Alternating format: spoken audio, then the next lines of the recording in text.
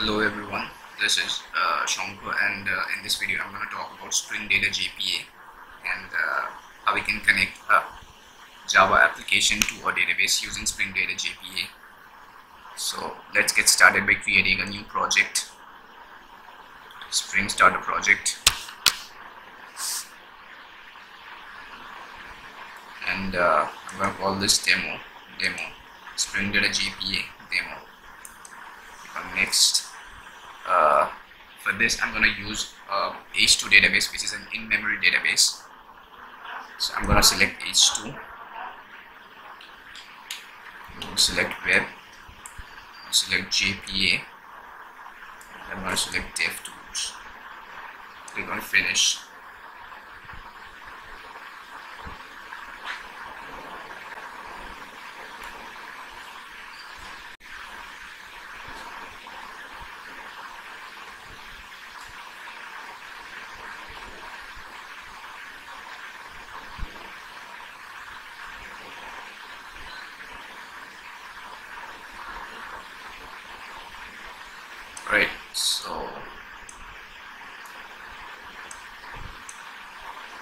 Right, so let's first create our model class. So I'm going to create a new class and call it student. I'm going to create this inside home.demo.model package. Click on finish and annotate this as entity. I'm going to select Java X persistence.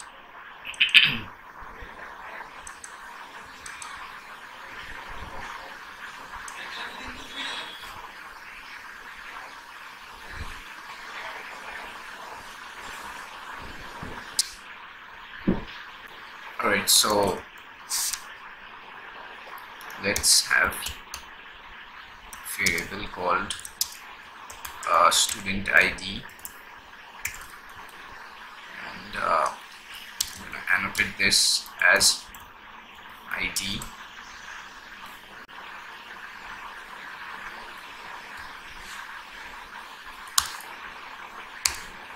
And I'm going to say generated value. I think I misspelled it. Generated value, and the strategy equals to generation type dot auto. So the value of this this field is going to be generated automatically, and we don't need to provide any value for this. But I have two more variables called private string name and private int age, and I'm going to provide getters and setters for these fields. Right, so the model is ready. Now let's create the repository. So for that I'm going to create an interface and call it student repository, and this is going to extend the JPA repository provided by Spring, and I'm going to have student as the entity class and integer as the ID type. So we're going to fix the imports, and I'm going to provide a method s x extends student, say s, let's say save s student, and another method set list of student, say find all, let's organize the imports.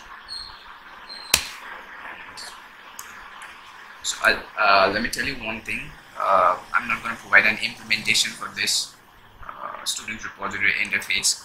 Rather, Spring or Spring Data JPA is going to provide an interface, provide an implementation for this interface under the code, and that's the magic of Spring Data JPA. It takes care of the implementation. These are called query methods, and Spring is going to understand that yes, I need to provide an implementation for saving a student, or I need to find all the students that are present in the database, and I'm going to provide an implementation for that and take care of the best practices and stuff. So Spring is going to provide an implementation for this repository, student repository interface.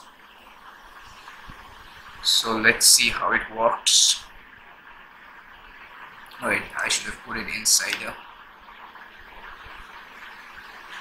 new package. Say insert, let's not this one.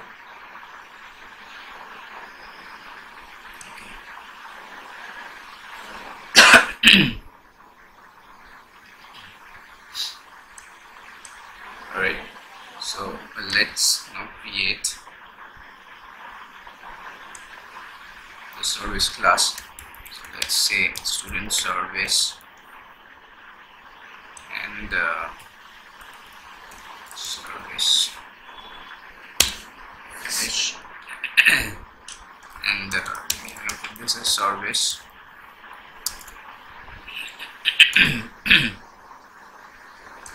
and let me first auto wire student repository type,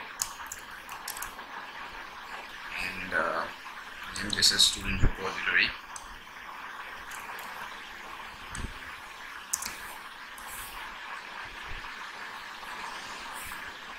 So I'm going to use methods of student repository interface, and I haven't provided any implementation for student repository. So Spring is going to provide an implementation for student repository interface under the hood. So let's see how it works. So let's have this method called public void add student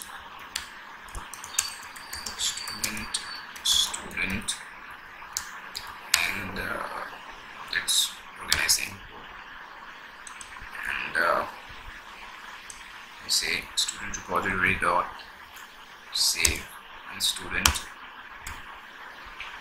Let's have another method, public lists of student, say get all students, and return student repository dot find all.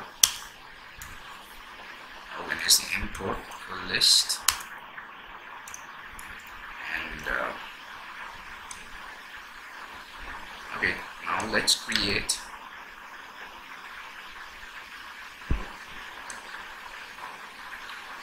a controller for the student so let's say student controller, and have this inside controller on the demoed controller, and click on finish, and we say rest controller, and auto wire student private student service, and name this as student service,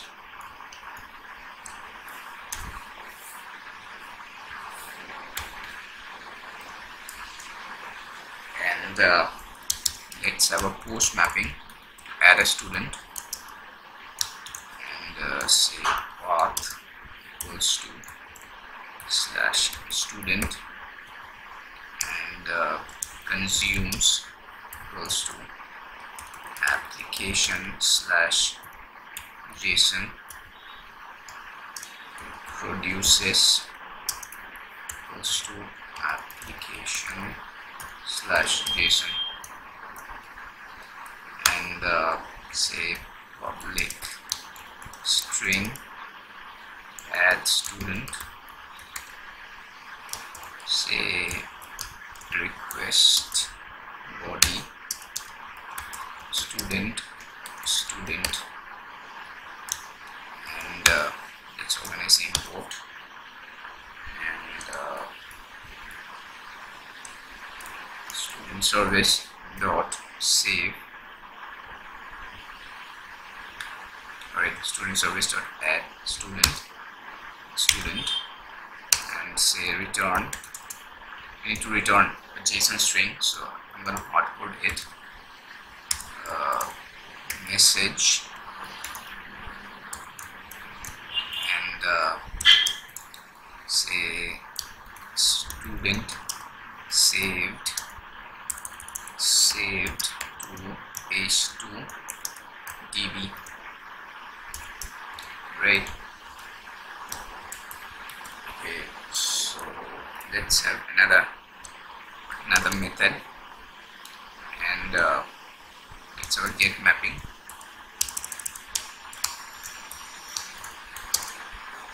Let's say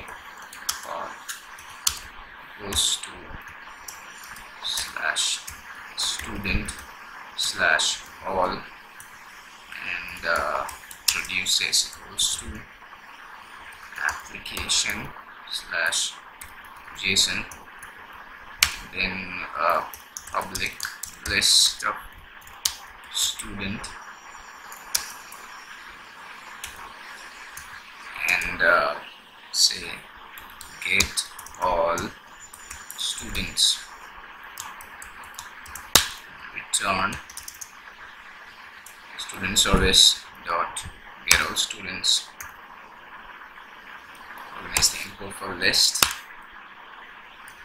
Alright, so let's check one thing. Let's check the server.code. Say 8181.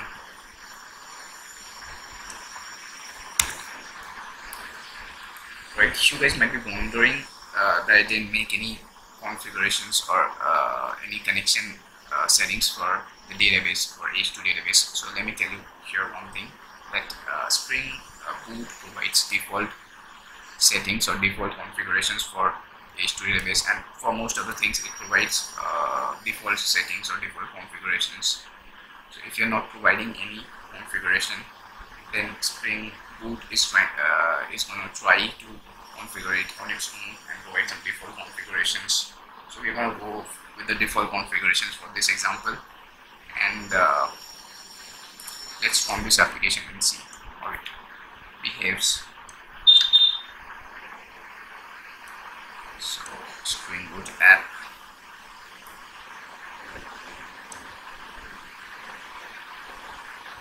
I'm going to use Postman for testing this application, and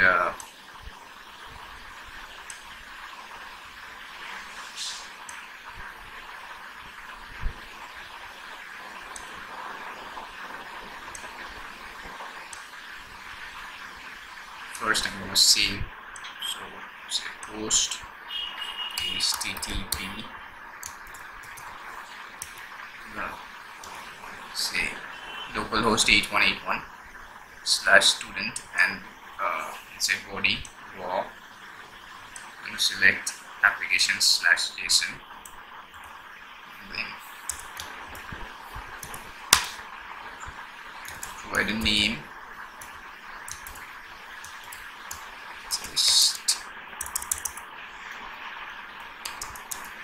student, say 001, and I'm going to provide age, say 20,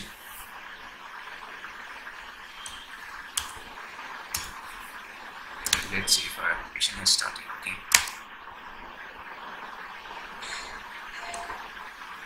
I'm going to click on send.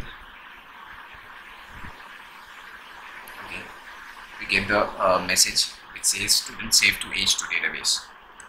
Now let's call http student all and see if our student has gotten added to the database or not. Okay, so we have the student, and you see the student ID has been set as 1, but we didn't set any student ID because it has been auto-generated, because that's what we told Hibernate or Spring Data JPA to do, auto-generate this value. So let's add another student, say 002, and set the ages, say maybe 2. Okay, let's see. Okay. So we have another student added. Let's add one more student, say Shankha, and age is 26. Send, and test this. Alright, so we have 3 students in our database now. So let's have a quick recap of what we did. So let's go to home.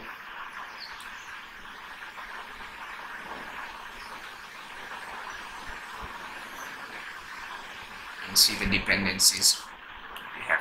So we we set Spring Data JPA, Spring Boot Starter Web, and H2 database, H2 as the dependencies or starters for this project, and then we created the student entity class and said that we're gonna have this student ID auto-generated for us, and we had 2 more fields called name and age.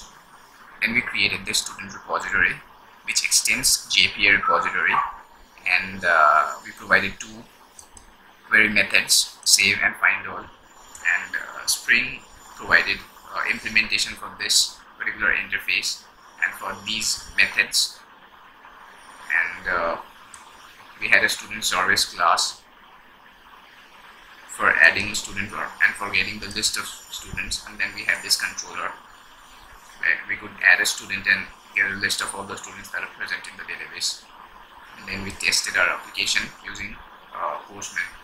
So just let's add one more student and see how this works. Test student, say 55, and say age is 19.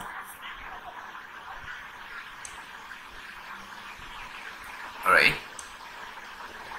and this one.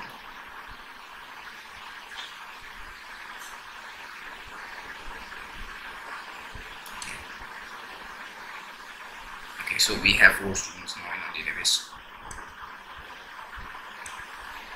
So this was just a glimpse of what we can do with Spring Data JPA, and I hope you guys enjoyed this video. Thank you for watching.